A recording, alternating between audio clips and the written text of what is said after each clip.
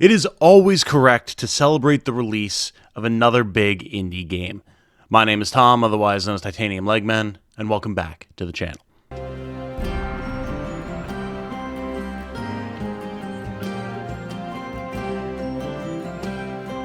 Hello everyone, if you enjoy what I do, including my coverage of turn-based strategy RPGs, indie games, turn-based strategy indie games, and similar, a like on this video and a subscription to the channel would be very much appreciated.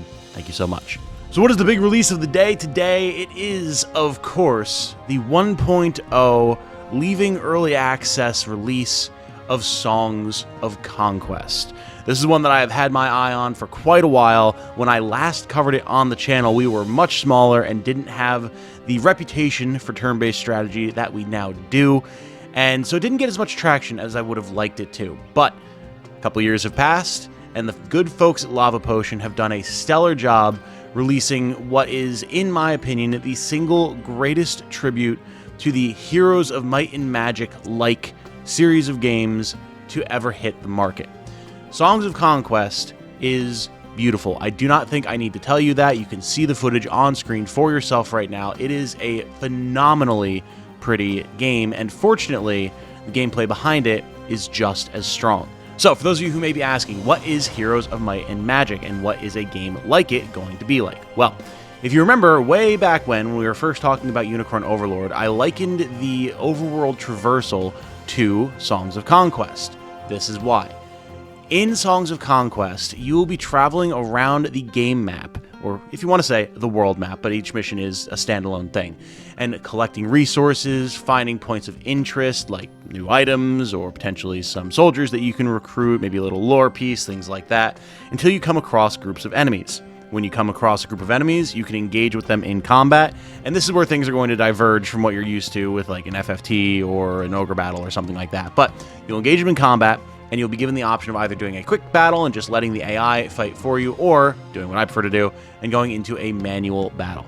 When you go into a manual battle, you will have full control of every single troop of units under your command of your current character.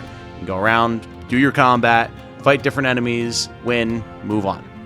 That's the basic gameplay loop. Eventually, you will wind up having towns that you can build more units in, different tech trees that you can follow by having different combinations of buildings in your towns, etc., etc. Your goal, typically defeat all the enemy wielders, i.e. the playable characters, or take their towns or something similar like that. It's a fairly simple gameplay loop, but things get dramatically more complicated as you go on, and that's what I love about it.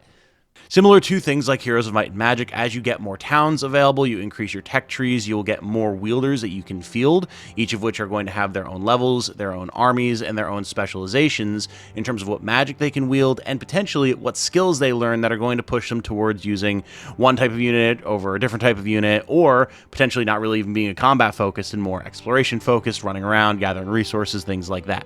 As such, you are encouraged to pay attention to all of the playable characters that you are able to field as you get them leveled up and figure out what roles you can fulfill with them. You have the opportunity here to, every time you get a new wielder, have a new vector of gameplay capability available to you, and that's awesome. That is always a fun thing to see.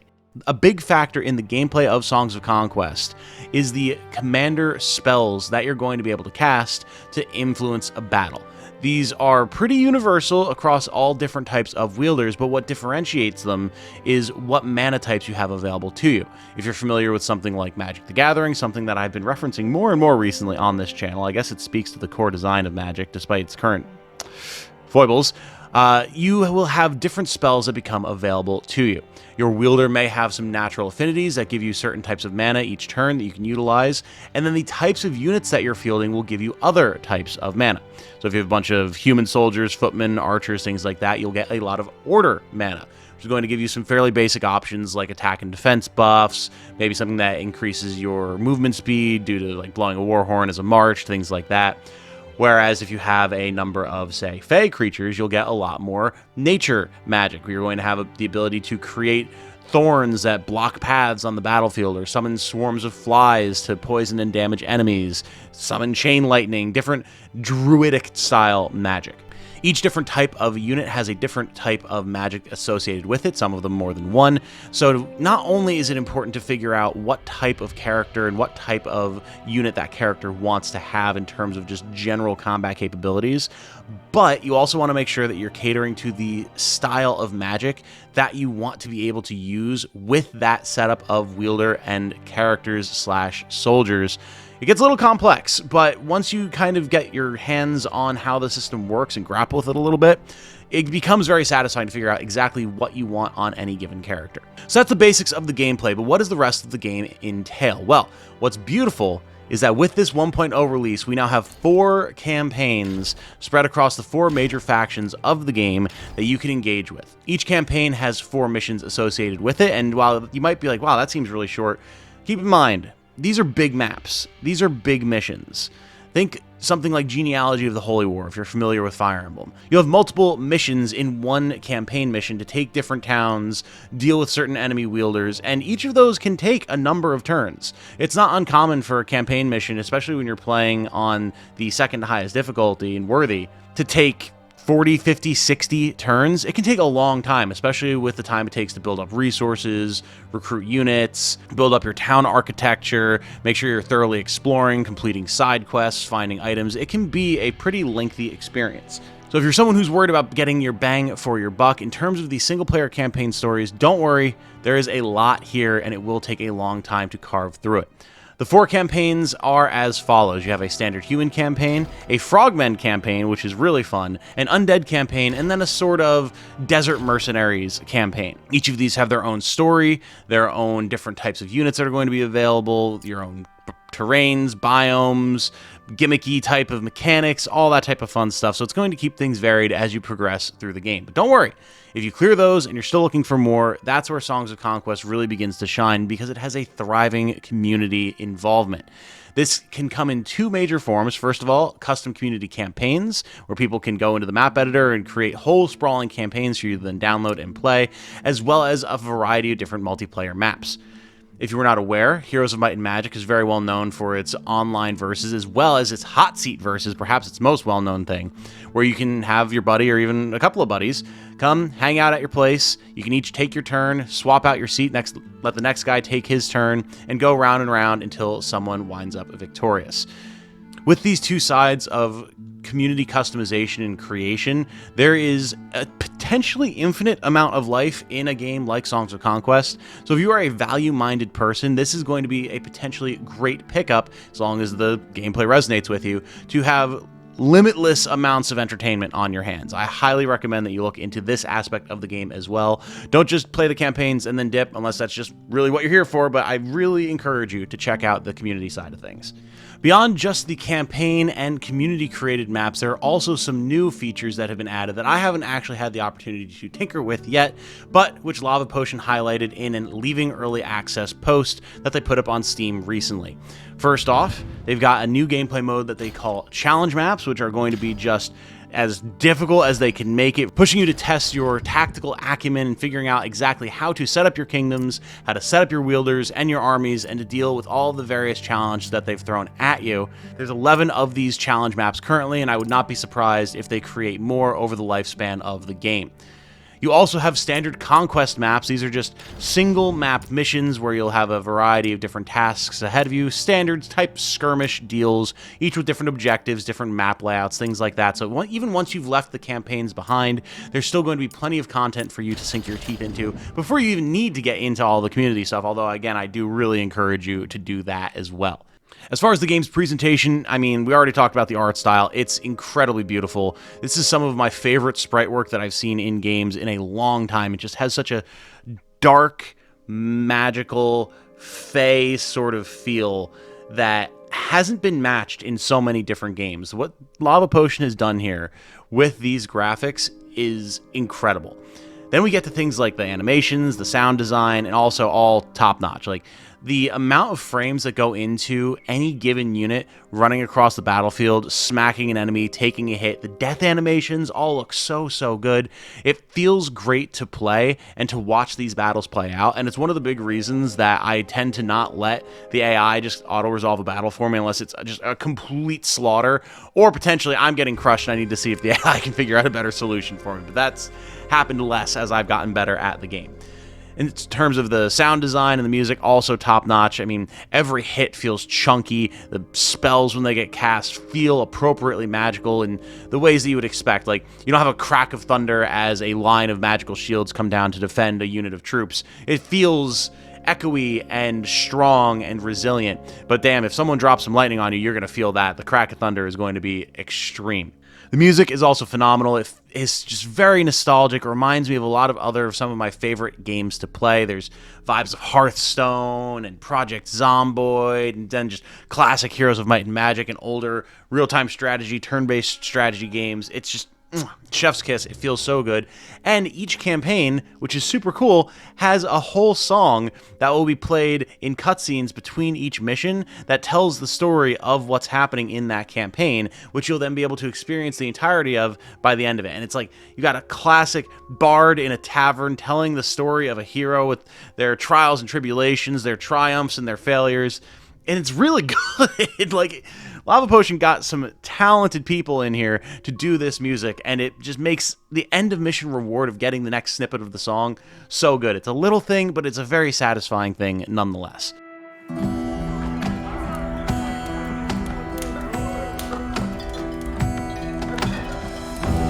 Foul corruption met Cecilia of stout heart.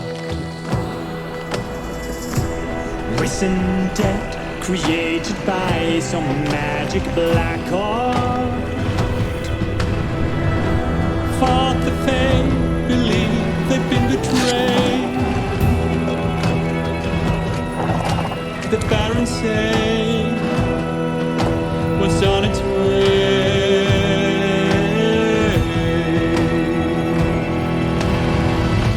She so clearly that they've been misled. Won't kneel instead, crush the dead.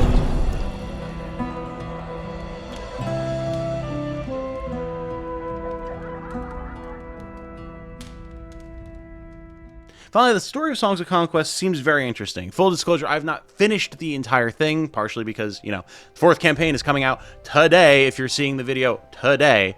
But from what I have seen, it does seem very interesting. You've got Fae pacts and the discourse between the Fae and the humans who are supposed to have some sort of agreement between them, but someone on one side or the other isn't quite agreeing to maintain that in the way that they were supposed to, and that's drawing those forces into conflict. You have the undead faction, which are actually part of the human faction, but then apparently seem to actually be serving like the long-standing, revered past empress of the human empire, who's now back. Like, she rose from the dead, and now the people who are following her are like, well, we're following our actual leader.